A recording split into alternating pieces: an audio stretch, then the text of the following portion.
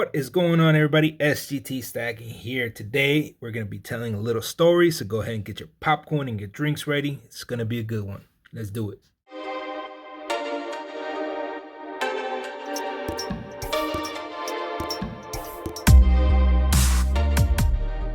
So the story we're going to be telling today is on the Battle of Gonzales. I know there's probably some people out there that know the story or the history behind it, but I also know that there's quite a few people out there that never heard this, and I think it's important to kind of just look back and tell a little bit of history once in a while. At least I think it is. But it's like I said, it's on the Battle of Gonzales. That's going to be the story today. And it was, some people would say that this was the first military engagement that led up to the Texas Revolution.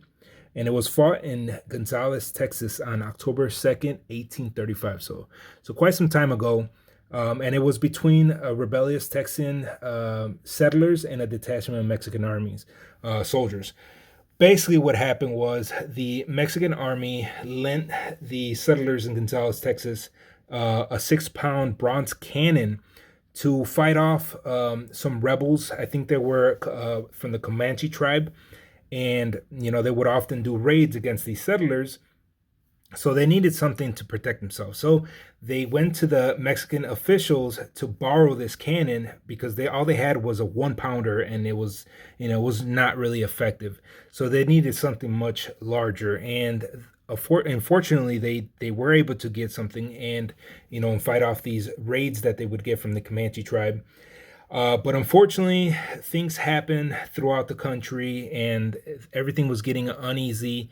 And the Mexican army believed that it would be best to retrieve that cannon that they borrowed to the Texan settlers.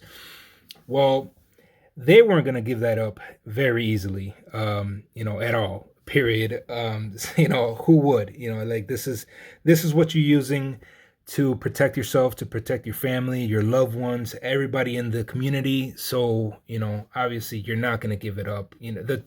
The contract or the agreement was that they would give it back, but circumstances would tell you otherwise. It wouldn't be a smart idea to give it up. So the Mexican army obviously pushed back. They sent about 100 soldiers.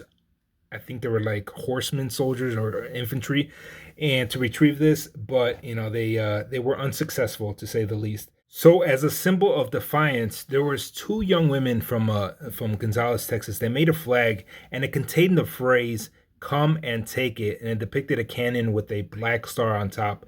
The phrase "Come and take it" has actually been used before, way back, and I think the first time it was used was in 480 BC during the Battle of Thermopylae. It was used by Spartan King Leonidas, and I think the term is actually pronounced "Moulin Lave" in Greek, and it was basically the defiant answer to the Persian army's demand for them to surrender. So why am I even bringing up this story of Battle of Gonzales now? Well, I feel like it's appropriate because of the times that we're in now, the climate that this country is in now. Did you know that in Illinois, as of January 11, 2023, you can no longer purchase an AR-15? And this is not just in Illinois. There has been many politicians and individuals that have blatantly stated that they want to come for our firearms, specifically the AR-15. And so to those people, I have one thing to say: come and take it. I wish you would. This right here, I rock on my car. Now, obviously it's not on my car. I ripped it off because I was so adamant about pouring this bad boy. So everybody knows what I represent, what I'm about. And all jokes aside, for real, I think everybody needs to start opening up and start speaking their mind, because certain individuals are just trying to strip our rights away. And I think it's complete horseshit, and it's up to us to stand up for ourselves and stand up for what we believe in. So with that being said, I will have this on my auction next Saturday, and I hope to see you guys there. I have nothing more to say today. That is it. I hope you guys have a great day and keep on stacking.